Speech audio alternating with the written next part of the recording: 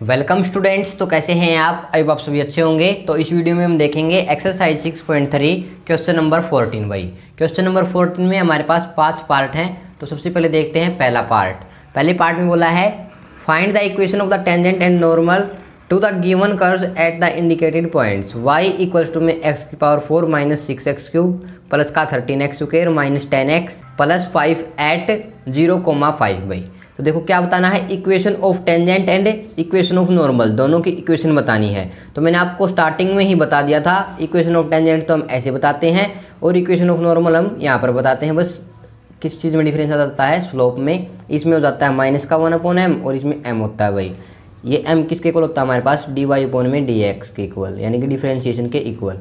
तो डिफरेंशिएशन निकालना पड़ेगा सबसे पहले, फिर हमारे पास स्लोप आएगा। क्लियर? तो सबसे पहले निकालते हैं डिफरेंशिएशन। तो देखो भाई ये है हमारे पास गिवन इक्वेशन। तो हम यहाँ पर क्या करेंगे, डिफरेंशिएट करेंगे both side with respect to x। तो y का डिफरेंशिएशन क्या हो जाएगा, dy/dx इक्वल्स टू में x⁴ का पावर आगे, पावर में से एक कम तो 4x³ माइनस में 6x³ का 6 तो आगे ही रहेगा, x³ का क्या हो जाएगा भाई 3x², पावर आगे पावर में से एक कम और 6 पहले से ही है तो 6 3 = 18 और x²। क्लियर? डिफरेंशिएशन समझ में आ रहा होगा आपको।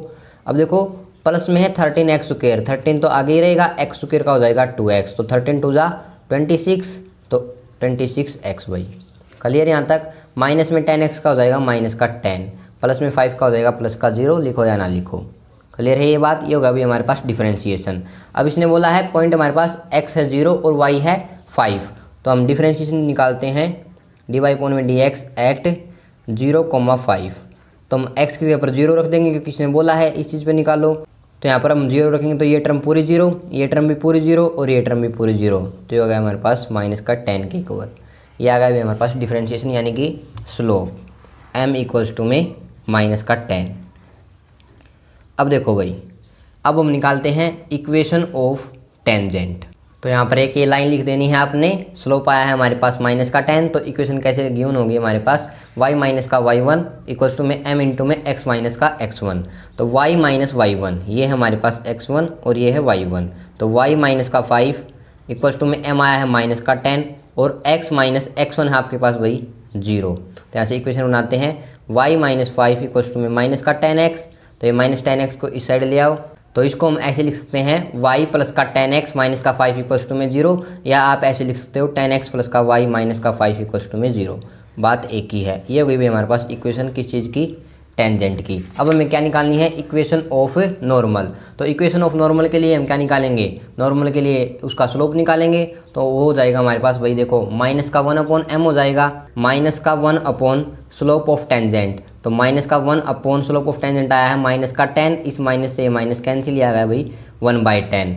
तो ये आ गया हमारे पास स्लोप ऑफ नॉर्मल। तो इसके हेल्प से हम क्या निकाल लेंगे, इक्वेशन निकाल लेंगे नॉर्मल की। तो यहाँ पर ये लाइन लिख देंगे, यहाँ पर लिखेंगे therefore the equation of the normal at 0,5 is given as y - y1 equals to में 1/10, जो हमारे पास स्लोप ऑफ नॉर्मल आया, और x - 0। तो यहाँ से आपके पास जो इक्वेशन बनेगी वो क्या बन जाएगी भाई, x - 10y प्लस का 50 इक्वल्स टू में 0। ये आ गई भाई इक्वेशन ऑफ नॉर्मल। क्लियर? दोनों चीज़ें हमने यहाँ पर निकालनी थी, दोनों दिखा दी भाई आपको निकाल कर। बिल्कुल ईजी केस है, बस आपको ये पता होना चाहिए। दोनों का स्लोप निकालो, डिफरेंशिएट करो, जो आपके पास गिवन है, आसानी से क्वेश्चन को कर दोगे। क्लियर? ये था फर्स्ट पार्ट। सभी पार्ट में ऐसा ही करना है। अब देखिए सेकंड पार्ट।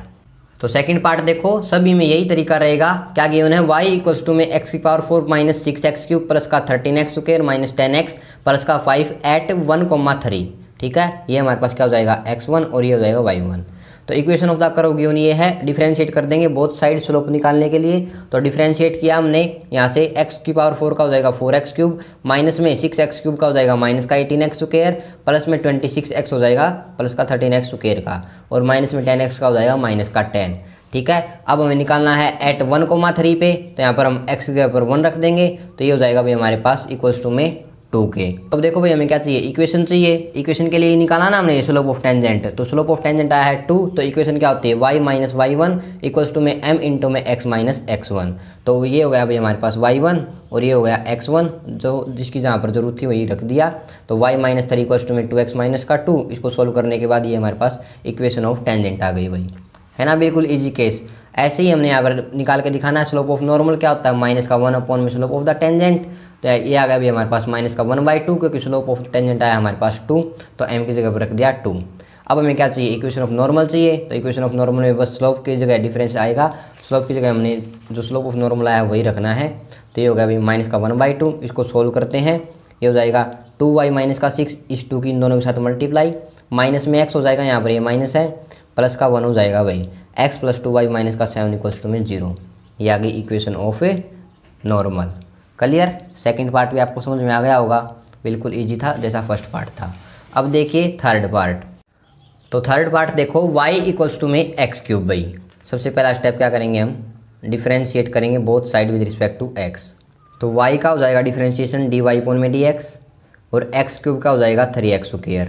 अब हमें किस चीज़ पे बताना है, dy अपॉन में dx एट 1,1, तो x की जगह पर 1 रख दो, ये आ जाएगा भाई आपके पास 3। ये आ गया हमारे पास स्लोप ऑफ टेंजेंट। अब यहीं पे साथ ही में निकाल लेते हैं स्लोप ऑफ नॉर्मल। ये हमारे पास m के इक्वल होगा, स्लोप ऑफ नॉर्मल क्या होता है माइनस का 1/m, तो ये हो जाएगा माइनस का 1/3। ठीक है, दोनों की इक्वेशन निकालते हैं। सबसे पहले देखो equation of tangent. Equation of tangent क्या हो जाएगी, y माइनस का y1 इक्वल्स टू में m इंटू में x माइनस का x1। ये हो गया हमारे पास y1, ये हो जाएगा x1। तो यहाँ पर y माइनस का 1 और स्लोप क्या है 3 और x माइनस का 1। तो यहाँ से इक्वेशन बनाते हैं y माइनस का 1 और यहाँ हो जाएगा 3x माइनस का 3। ठीक है भाई, तो इसको इस साइड ले आओ या इसको इस साइड ले जाओ, ये हो जाएगा 3x माइनस का y और ये हो जाएगा भाई ये माइनस का 1 है, उस साइड जाके प्लस का, तो ये माइनस का 2 हो जाएगा, तो माइनस का 2। ठीक है, यहाँ तक आपको क्लियर है। इक्वल्स टू में 0 भाई, या आप इसको ऐसे लिख सकते हो y इक्वल्स टू में 3x माइनस का 2। ये हो गई इक्वेशन ऑफ टेंजेंट। यहाँ पे इक्वेशन ऑफ नॉर्मल, और देखो इक्वेशन ऑफ नॉर्मल में सिर्फ क्या डिफरेंस आता है, स्लोप में डिफरेंस आता है भाई, माइनस का 1/m हो जाता है, x माइनस का x1, ये तो सेम ही रहेगा आपके पास। तो हो जाएगा y माइनस का 1 माइनस का 1/3 और ये हो जाएगा x माइनस का 1। ठीक है, इसको सोल्व करते हैं, तो ये हो जाएगा भाई देखो इस तरह की इन दोनों के साथ मल्टीप्लाई करो, 3y माइनस का 3 इक्वल्स टू में देखो भाई क्या हो जाएगा माइनस का x प्लस का 1। तो यहाँ से 3y प्लस का x इक्वल्स टू में 4, या आप इसको ऐसे लिख सकते हो x प्लस का 3y माइनस का 4 इक्वल्स टू में 0। ये आ गई भाई किसकी इक्वेशन, नॉर्मल की। क्लियर, ये हमारे पास दोनों इक्वेशन आ गई, टेंजेंट की भी और नॉर्मल की भी। थर्ड पार्ट भी बिल्कुल इजी था, सभी पार्टों में एक ही तरीका है, डिफ्रेंशिएट करो, स्लोप निकालो दोनों के, नॉर्मल के, टेंजेंट के, और इक्वेशन बना दो। बात क्लियर। अब फोर्थ पार्ट देखिए। फोर्थ पार्ट में गिवन है y इक्वल्स टू में x² एट 0,0। तो इक्वेशन ऑफ द कर्व हो गई y इक्वल्स टू में x²। सबसे पहला स्टेप डिफ्रेंशिएट करना। ठीक है, तो डिफ्रेंशिएट कर दिया, 2x आ गया, फिर यहाँ पर x की जगह पर जो गिवन है वो रख देना, तो 0 रख दिया हमने यहाँ पर, क्योंकि हमें बताना है dy अपॉन में dx इन पॉइंट्स पर। ठीक है, तो 0 रख दिया, तो dy अपॉन में dx आ गया 0। तो ये हमारे पास किसके इक्वल होता है, m के, यानी कि स्लोप ऑफ टेंजेंट। अब स्लोप ऑफ नॉर्मल क्या हो जाएगा हमारे पास, स्लोप ऑफ नॉर्मल हो जाता है भाई माइनस का 1/m। तो माइनस का 1/m करेंगे तो m है आपके पास 0, ये होता है हमारे पास नॉट डिफाइन के इक्वल। तो यहाँ से एक ये लाइन पढ़ो, thus the slope of the tangent at 0,0 is 0 and the equation of the tangent is given as। ये इक्वेशन हमने बना देनी है टेंजेंट की, क्योंकि हमें किस चीज़ का पता है, स्लोप का तो पता ही है टेंजेंट के लिए। अब नॉर्मल का ही स्लोप तो नॉट डिफाइन आया ना, हमारे पास स्लोप तो टेंजेंट का आ चुका 0, तो इक्वेशन आपने बना देनी है। ये होती है हमारे पास टेंजेंट नोटेशन, आपको पता होगा, काफ़ी क्वेश्चन आप कर चुके हो। y1 और x1 गिवन है 0,0, तो 0 0 रख देनी है, y इक्वल्स टू में 0। अब ये y इक्वल्स टू में 0 आ गई हमारे पास किस चीज़ की इक्वेशन, टेंजेंट की। अब y इक्वल्स टू में 0 है, तो ये हमारे पास ऐसा कुछ बन जाएगा, अगर मैं नॉर्मल की इक्वेशन बनाऊंगा तो उसमें x इक्वल्स टू में 0 हो जाएगा। ठीक है ना, तो आपने यहाँ पर लास्ट में लिख देना है, therefore the equation of the normal at x0 y0 equals to में 0 0 is given by x equals to में x0 इक्वल्स टू में 0। था ना, बिल्कुल ईजी केस भाई, कुछ नहीं करना, आपने नॉर्मल की इक्वेशन बनानी है ना, तब क्या करना है, देखो स्लोप तो आपके पास नॉट डिफाइन आ रहा है, यहाँ से कंफ्यूज मत होना, यहाँ से बस थोड़ा सा माइंड लगाना और देखना, अगर y इक्वल्स टू में 0 हो गया, तो अगर मैं यहाँ पर नॉर्मल की इक्वेशन बना रहा हूँ तो नॉर्मल तो ऐसे आएगा ना, नॉर्मल ऐसे आएगा तो उस कंडीशन में x इक्वल्स टू में 0 हो जाएगा और यही इक्वेशन हो जाएगी हमारे पास नॉर्मल की। क्लियर भाई, फोर्थ क्वेश्चन भी आपको समझ में आ गया। अब देखिए लास्ट पार्ट इस क्वेश्चन का, फिफ्थ पार्ट देखो भाई, ये पार्ट समझने का है। ठीक है, हम डिफरेंशिएशन करके क्या निकाल रहे थे, dy अपॉन में dx। अब की बार x दे दिया cos t के इक्वल, y दे दिया sin t के इक्वल, यहाँ से भी हमें निकालना है dy अपॉन में dx। तो सबसे पहले क्या निकलेगा, dx अपॉन में dt। तो dx अपॉन में dt क्या हो जाएगा, cos t का माइनस का sin t, और यहाँ से निकलेगा dy अपॉन में dt। तो dy अपॉन में dt sin t का हो जाएगा cos t। फिर हमें क्या निकालना होता था, dy अपॉन में dx। तो dy अपॉन में dx क्या हो जाएगा, dy अपॉन में dt अपॉन में dx अपॉन में dt। तो हो जाएगा भाई cos t अपॉन में माइनस का sin t, ये हो जाएगा माइनस का cot t। ठीक है, अब माइनस का cot t आ गया, लेकिन हमें क्या चाहिए, dy अपॉन में dx कौन सी जगह पर, एट π/4 पर, क्योंकि इसने बोला है एट t इक्वल्स टू में π/4। तो यहाँ पर माइनस का कोट और t की जगह पर रख देते हैं π/4, और कोट π/4 हमें पता है 1 के इक्वल होता है, ये माइनस आगे है, क्या गया भाई ये, स्लोप ऑफ टेंजेंट m के इक्वल। तो यहाँ से अगर मैं निकालूँ slope of the normal, slope of the normal क्या हो जाएगा भाई, माइनस का 1 बाय स्लोप ऑफ टेंजेंट। अब स्लोप ऑफ टेंजेंट क्या है, माइनस का 1, तो ये हो गया -1, इस माइनस से -1 कैंसिल, ये आ गया हमारे पास स्लोप ऑफ द नॉर्मल। अब देखो भाई इक्वेशन बनाते हैं, equation of tangent. Equation of tangent किसके इक्वल होती है, y minus y1 equals to में m इंटू में x माइनस x1। अब यहाँ से कुछ बच्चे कंफ्यूज हो जाएंगे कि x1 और y1 तो गिवन है ही नहीं। तो यहाँ से देखो ना, यहाँ से निकालते हैं x1 और y1। x किसके इक्वल है, cos t के, और t की जगह हम क्या रख देंगे, π/4। तो x इक्वल्स टू में cos π/4, cos π/4 होता है हमारे पास 1/√2 के। ऐसे यहाँ से निकाल लेंगे y इक्वल्स टू में sin t, ये तो x की वैल्यू आ गई। तो यहाँ से y इक्वल्स टू में sin t की जगह रख देंगे π/4, तो हो जाएगा y इक्वल्स टू में 1/√2, क्योंकि sin π/4 भी क्या होता है 1/√2। तो दोनों की हमारे पास वैल्यू आ चुकी, तो यहाँ पर रख देंगे y माइनस का y1 1/√2 इक्वल्स टू में m है हमारे पास 1 और x माइनस का 1/√2। इस 1 है वही स्लोप ऑफ टेंजेंट। तो इसको सोल्व करते हैं, y माइनस का 1/√2 इस -1 के अंदर मल्टीप्लाई करो, माइनस का x हो जाएगा और प्लस का हो जाएगा 1/√2।